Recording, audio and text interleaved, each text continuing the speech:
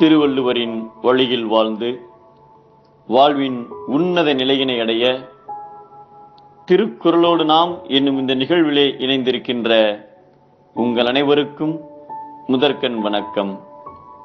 குறள் எண் 432, அதிகாரம் குற்றம் கடிதல். இது மகாபாரதத்தில் கூறப்பட்ட ஒரு நிகழ்வு. பாஞ்சால தேசத்து இளவரசன் துருபதனும் துரோணரும் சிறுவயதில் ஒன்றாக குருகுல பயிற்சி பெற்றவர்கள்.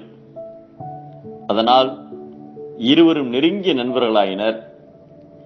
பயிற்சி காலம் முடிந்து பிரியும் நேரம் வந்தது.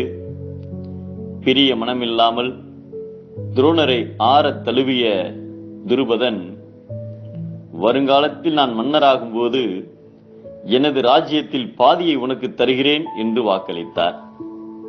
துரோணர் சாதாரண குடும்பத்தைச் சார்ந்தவர் என்பதால் திருமணமான பின்பு அவரது குடும்பம் வறுமையில் வாடியது. பொருள் தேடி அலைந்தார். அப்போது துருபதன் பாஞ்சால தேசத்திற்கு மன்னராக முடிசூடிய செய்தி அறிந்து தனது பால்ய நண்பனை காண ஆவலுடன் சென்றார். ஆனால் துரோணருக்கு அங்கு சரியான வரவேற்பு கிடைக்கவில்லை. மன்னரை சந்தித்து தனது பழைய நட்பையும் அவரது வாக்குறுதியும் நினைவுபடுத்தினார். அதை கேட்டதும் சினம் கொண்ட துருபதன், நீ என்ன புத்தி கெட்டவனா? நான் பாஞ்சால தேசத்து அரசன், நீயோ பஞ்சத்திற்கு அலையும் பரதேசி. நீ எப்படி எனக்கு நண்பனாக முடியும்? ஒரு அரசனுக்கு நண்பனாக இன்னொரு நாட்டின் அரசனே இருக்க முடியும் என்று சொல்லி அவரை அவமானப்படுத்தி அனுப்பிவிட்டார். அதன் பின்னர் துரோணர் கௌரவ பாண்டவ இளவரசர்களுக்கு குருகுல பயிற்சி அளிக்க பீஷ்மரால் நியமிக்கப்பட்டார்.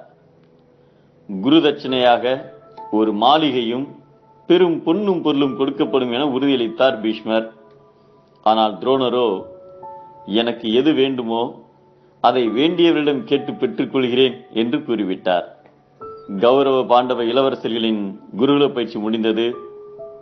இளவரசர்களை அழைத்த துரோணர், எனக்கு குரு தட்சணையாக உங்களில் யாராவது பாஞ்சால தேசத்து மன்னன் துருபதனை வென்று கொல்லாமல் சிறைபிடித்து என் முன்னே நிறுத்த வேண்டும் என்று கூறினார்.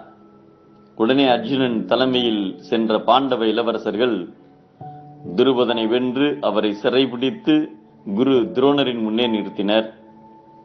நாடிலிருந்து நிராயுதபாணியாக துரோணரின் முன் நின்றார் துருபதன்.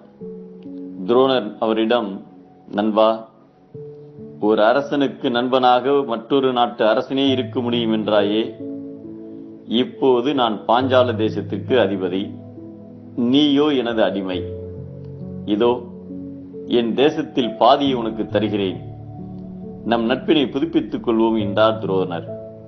துருபத மன்னரின் அனைத்து கர்வமும் அவமானத்தால் அங்கே அடங்கி போனது. பொருள் கொடாத தன்மையும் மாட்சியில்லாத மானமும் தகுதியற்ற மகிழ்ச்சியும் தலைவனாக இருப்பவனுக்கு குற்றங்களாகும் என்பதை இவரலும் மான் பிறந்த மானமும் மானா உவகையும் ஏதம் இறைக்கு என்கிறார் நம் தெய்வப்புலவர் திருவள்ளுவர். சிறுமையாய் வாழ்பவர் தொலைவர், பெருமையாய் வாழ்பவரே தலைவர்.